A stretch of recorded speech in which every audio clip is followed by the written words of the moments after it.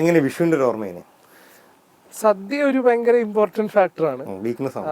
സദ്യ ഇഷ്ടമാണ്, ഭയങ്കര ഇഷ്ടമാണ്. അപ്പം എവിടെയെങ്കിലും ഒന്നെങ്കിൽ പോയി കഴിക്കും, അല്ലെങ്കിൽ ഇവിടെ വീട്ടിലാക്കും.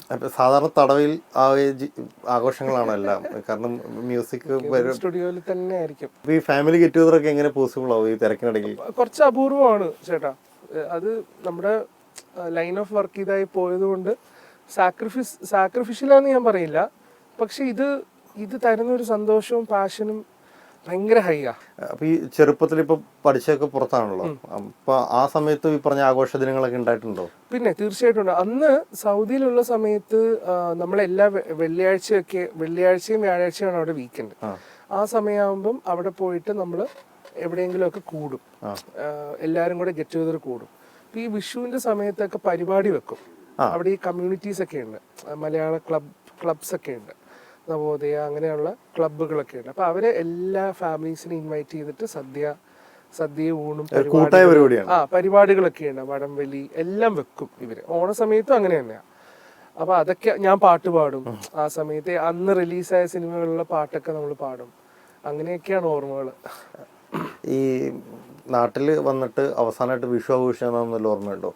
എനിക്ക് തോന്നുന്നു കഴിഞ്ഞ വിഷു സമയത്ത് നമ്മൾ ഹൈദരാബാദിലാ.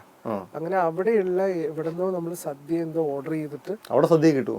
പിന്നെ അവിടെ അവിടെ മലയാളം ക്രൗഡ് ഭയങ്കര ഹ്യൂജ് അല്ലേ, അവിടെ ഭയങ്കര ഹ്യൂജ് ആണ് ആക്ച്വലി. അപ്പൊ അങ്ങനെയാണ് കഴിഞ്ഞ വിഷു ആഘോഷം. വിഷുവിന് സാധാരണ ഉള്ളിൽ വരുന്ന പാട്ട് ഏതാ? സ്വന്തം പാട്ടാണോ അതോ വേറെ ഏതെങ്കിലും പാട്ടാണോ?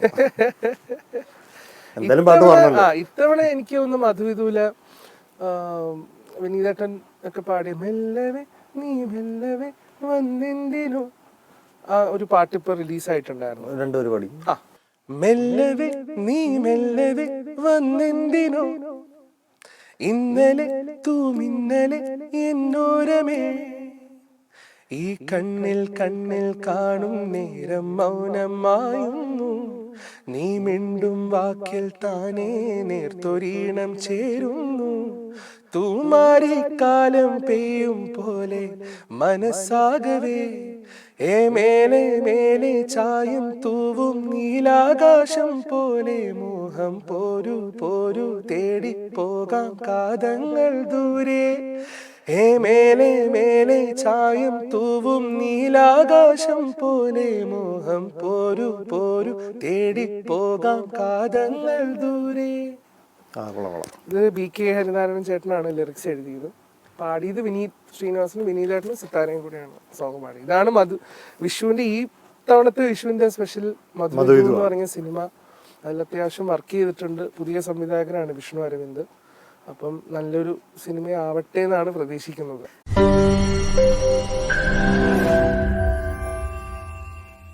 ലോകത്തെവിടെയായാലും ഏത് സമയത്തും 24 വാർത്തകളും ഓഗ്മെന്റഡ് റിയാലിറ്റി പാക്കേജുകളും എക്സ്പ്ലെയിനറുകളും വിശദമായി കാണാൻ ഞങ്ങളുടെ യൂട്യൂബ് ചാനൽ നിങ്ങൾക്ക് സബ്സ്ക്രൈബ് ചെയ്യാം.